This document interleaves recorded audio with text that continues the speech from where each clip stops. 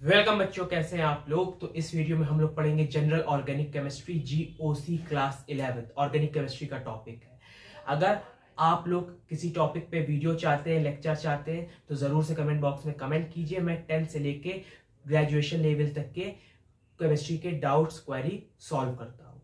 आप मेरे चैनल को फॉलो कर सकते हैं यूट्यूब पे, और इंस्टा और फेसबुक पे भी मेरा चैनल है फिलोकेम के नाम से।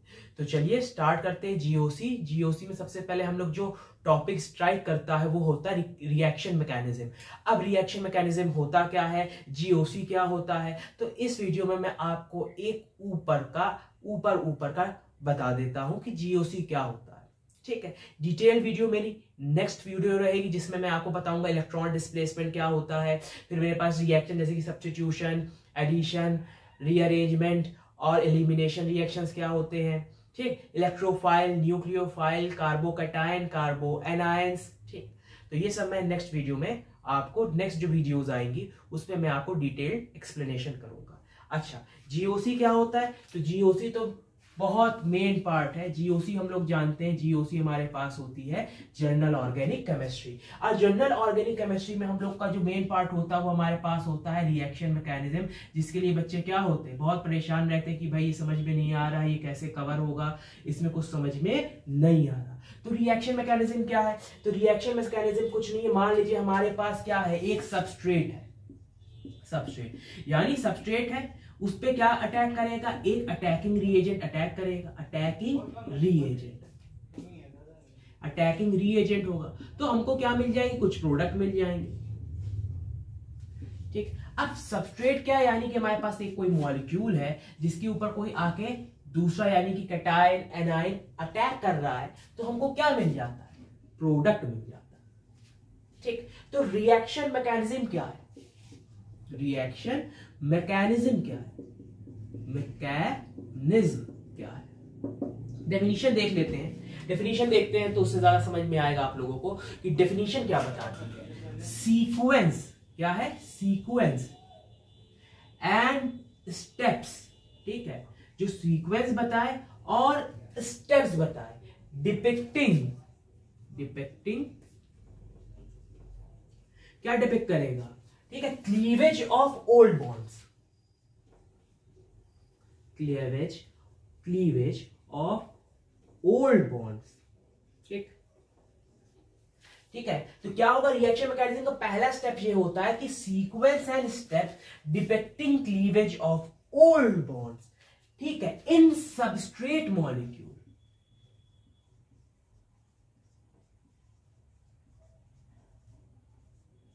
यानी कि जो हमारे पास मेन है, जिसके ऊपर सब काम हो रहा है, तो वो हमारे पास क्या होता है, सबस्ट्रेट मॉलिक्यूल होता है।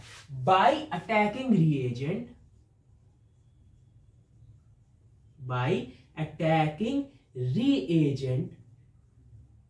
रिजल्टिंग,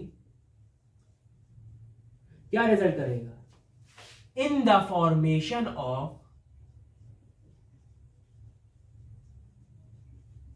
क्या करेगा, resulting in the formation of new bonds and converting them into products.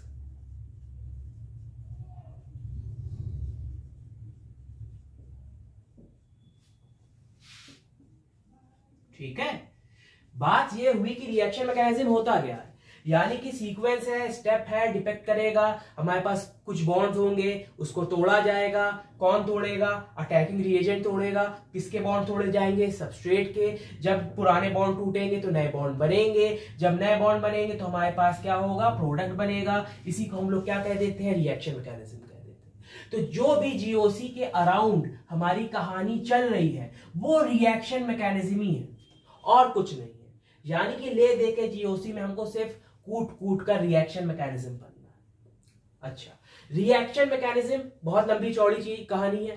अब इसको मैं आपको बता देता हूं कि टाइप्स ऑफ रिएक्शन। सबसे पहले हम लोग क्या लिख लेते हैं, types of reaction. Types of reaction, 4 तरह के मेन रिएक्शन है। सबसे पहला हमारे पास सब बच्चा जानता है क्या होता है, सब्स्टिट्यूशन रिएक्शन। ठीक, दूसरा रिएक्शन हमारे पास एडिशन रिएक्शन, ये सब क्लास 10 में पढ़ा होगा। सब्स्टिट्यूशन रिएक्शन क्या होता है, यानी सब्स्टिट्यूशन क्या है, जैसे कि मैं आपका एक टीचर हूं और आपने मान लीजिए आप कल को कहना चाहिए कि स्कूल खोला, मैं आऊं, मैं कहूंगा यार मैं तुम्हारा टीचर हूं, तुमने एक स्कूल खोला है, मुझे एक जगह दे दो। तो अब मान लीजिए आपके पास कोई जगह ही नहीं है मुझे रखने के लिए, तो मैं कहूंगा यार कि ये तो गलत बात है, मैंने तो तुमको पढ़ाया है कि नहीं। तो आप कहेंगे अरे सर कैसी बात कर रहे हैं, अभी मैं एक टीचर को निकाल लेता हूं और आप तो मेरे टीचर हैं, गुरु, मैं आपको रख देता हूं। तो इसको कह देते हैं सब्स्टिट्यूशन रिएक्शन, यानी कि वैकेंसी या जगह खाली नहीं थी, फिर भी आप क्या थे, आपने मुझे रखा, एक को निकाल कर, यानी कि एक को हटाया गया, तब मैं उसकी जगह पे आया हूं। तो सब्स्टिट्यूशन रिएक्शन में भी यही होता है, यानी कार्बन के पास 4 जगह ऑक्युपाइड है और एक एटम बाहर से आ रहा है। अब क्या करेगा, कार्बन एक एटम को निकाल देगा और उसकी जगह दूसरे को अटैच कर देगा, तो इसी को कह देते हैं सब्स्टिट्यूशन रिएक्शन। एडिशन रिएक्शन में क्या हुआ, आपका नया नया स्कूल खुला हुआ था, आपके पास टीचर की वैसे ही खाली, क्या टीचर की वैसे ही आपकी जगह खाली थी, मैं आया, आपने कहा अरे हाँ हमें तो टीचर की भी जरूरत थी, आप आ गए, सर आपसे बढ़िया कौन, तो एडिशन रिएक्शन हो गया। यानी कि इसमें किसी को हटाकर मुझे नहीं रखा गया, पहले वाले में जगह खाली नहीं थी, किसी को हटाया गया फिर मुझे रखा गया। और एडिशन रिएक्शन में क्या होता है, यानी कार्बन के पास पहले से ही जगह खाली थी और उसके पास एक एटम आया तो उसने ऐड कर दिया। ठीक, ये तो बच्चों की कहानी हो गई। Substitution addition class 10 ICSE board या सीबीएसई बोर्ड में भी आप लोगों ने पढ़ा होगा। थर्ड क्या होता है, थर्ड होता है हमारे पास एलिमिनेशन रिएक्शन, एलिमिनेशन रिएक्शन। और फिर हमारे पास फोर्थ में क्या आता है, फोर्थ में आता है rearrangement reaction. Rearrangement reaction, elimination reaction आप समझ रहे हैं, एलिमिनेट करना तो आप जानते ही हैं, एलिमिनेट करना क्या होता है, समझ गए आप। तो एलिमिनेशन रिएक्शन में क्या होता है, यानी कि उसको एलिमिनेट कर दिया था, ये कुछ कहना चाहिए सब्स्टिट्यूशन रिएक्शन की तरह होता है, लेकिन एलिमिनेशन और सब्स्टिट्यूशन रिएक्शन दोनों में काफी फर्क। ठीक, तो जब ये आप आगे पढ़ेंगे तो आपको बात समझ में आ जाएगी, लेकिन एलिमिनेशन रिएक्शन आप वर्ड समझ जाओगे, एलिमिनेट कर देना, खत्म कर देना, ठिकाने लगा देना।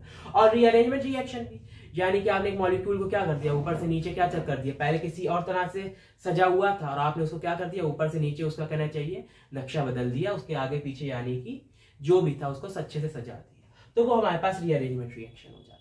अच्छा, 4 तरह के हमारे पास रिएक्शंस होते हैं, सब्स्टिट्यूशन, एडिशन, एलिमिनेशन और रीअरेंजमेंट रिएक्शन। अच्छा, ये सब अकेले काम नहीं आते, इनके साथ आपको कुछ स्पीशीज याद होनी चाहिए, जैसे कि बहुत इंपॉर्टेंट इलेक्ट्रोफाइल, अच्छा न्यूक्लियोफाइल। अच्छा, ये फाइल का मतलब क्या, देखिए मैंने यहां पे लिखा भी है फाइलो, फाइल का मतलब होता है ग्रीक में लव। तो मेरे चैनल का नाम का मतलब क्या हो गया, मेरे चैनल के नाम का मतलब हुआ फिलोकेम, का मतलब हुआ फाइलोकेम, का मतलब हुआ लव फॉर केमिस्ट्री। वैसे ही इलेक्ट्रोफाइल यानी क्या हुआ, फाइल यानी लव, इलेक्ट्रो मींस इलेक्ट्रॉन, तो जो इलेक्ट्रॉन के लिए लविंग होते हैं या इलेक्ट्रॉन की तरफ अट्रैक्टेड होते हैं, इलेक्ट्रॉन की तरफ भागे जाते हैं, उसको इलेक्ट्रोफाइल कहते हैं। अच्छा, न्यूक्लियोफाइल का मतलब क्या हुआ, लव फॉर न्यूक्लियस, न्यूक्लियस क्या होता है, पॉजिटिवली चार्ज होता है, तो जो स्पीशीज पॉजिटिव चार्ज की तरफ या न्यूक्लियस की तरफ भागी जाती हैं उनको हम लोग न्यूक्लियोफाइल कह देते हैं। अच्छा, इन्हीं में एक और चीज होती है जिनको हम लोग कहते हैं कार्बोनियम आयन। अब कार्बोनियम आयन का मतलब क्या हुआ, कार्बन है वो 2 तरह से हो सकता है मेरे पास, कार्बोकैटायन, कार्बो एनायन। ठीक, ये सब ऊपर की चीजें हैं, यानी मैं ऊपर से आपको पढ़ा रहा हूं, डिटेल वर्जन नहीं पढ़ा रहा मैं आपको। अच्छा, तो टाइप्स ऑफ रिएक्शन में हमारे पास 4 रिएक्शन हो गए, यहाँ पे हमारे पास क्या हो गया, इलेक्ट्रोफाइल, न्यूक्लियोफाइल, कार्बोनियम आयन। अच्छा, बहुत अच्छे से आपने सुना होगा कि भैया ये SN1 मैकेनिज्म पढ़ना है, SN2 रिएक्ट मैकेनिज्म पढ़ना है। अभी SN1 क्या है, SN2 क्या है, तो S होता है सब्स्टिट्यूशन रिएक्शन, N होता है न्यूक्लियोफिलिक और 1 का मतलब होता है यूनिमोलिक्यूलर। अच्छा, SN2 का मतलब क्या हुआ, S मतलब सब्स्टिट्यूशन, N मतलब न्यूक्लियोफिलिक, 2 मतलब होता है बाइमोलिक्यूलर। ठीक है, बाइमोलिक्यूलर। SN1 SN2 बात समझ रहे होंगे कि कैसे, मतलब कि नाम यहां तक पहुंचा। SN1 का मतलब हुआ सब्स्टिट्यूशन होगा, न्यूक्लियोफाइल का होगा, वो जो तुम्हारे पास न्यूक्लियोफाइल होगा बेटा वो क्या होगा, यूनिमॉलिक्यूलर होगा। SN2 का मतलब क्या हुआ, यानी कि जो रिएक्शन हो रहा है वो सब्स्टिट्यूशन रिएक्शन हो रहा है, किसका हो रहा है, न्यूक्लियोफाइल का हो रहा है, और वो जो न्यूक्लियोफाइल है वो क्या है, बाइमॉलिक्यूलर। ठीक, वैसे ही आपने सुना होगा E1 रिएक्शन, E2 रिएक्शन, तो अभी हम आपको बताएंगे वो सब कैसे होगा।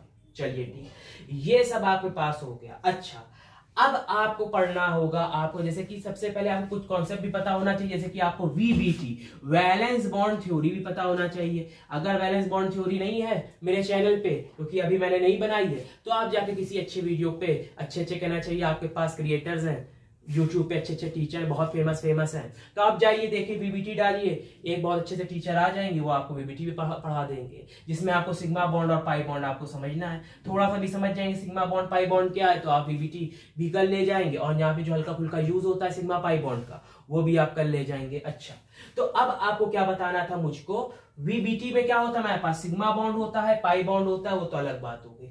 हमको क्या बताना था आपको, इलेक्ट्रॉनिक शिफ्ट या इलेक्ट्रॉन डिस्प्लेसमेंट।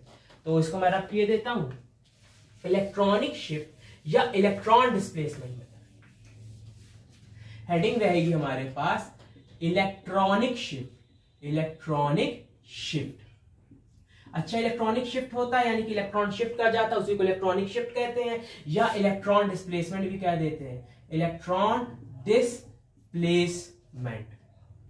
ठीक, इलेक्ट्रॉन डिस्प्लेसमेंट क्या होता है, सबसे पहले हमारे पास क्या होता है, इंडक्टिव इफेक्ट होता है।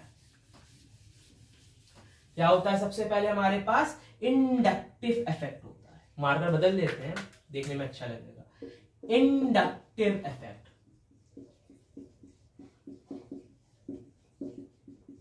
दूसरा हम लोग के पास क्या होता है, electromeric effect, electromeric effect, electromeric effect. Third होता है हम लोग के पास रेजोनेंस, फोर्थ होता है मेसोमेरिक इफेक्ट, और एक और होता है फिफ्थ में हाइपर कॉन्जुगेशन। ठीक है बच्चा लोग, बात समझ में आ रही कि नहीं। यानी कि इसमें क्या होता है, इंडक्टिव इफेक्ट में क्या होता है, ये परमानेंट इफेक्ट है, ये हमारे पास टेम्परेरी इफेक्ट है। रेजोनेंस ऑफ बेंजीन, ठीक है, रेजोनेंस हमारे पास एक फिजिक्स वाली भी होती है, तो हमने अक्सर बच्चों से पूछा है कि रेजोनेंस क्या है, तो वो फिजिक्स वाला उठा के बता देते हैं, अरे सर वो जब कहना चाहिए इंटरनल एक्सटर्नल फ्रीक्वेंसी मैच कर जाती है तो वो अलग चीज है, और फिजिक्स की रेजोनेंस और केमिस्ट्री की रेजोनेंस में फर्क है।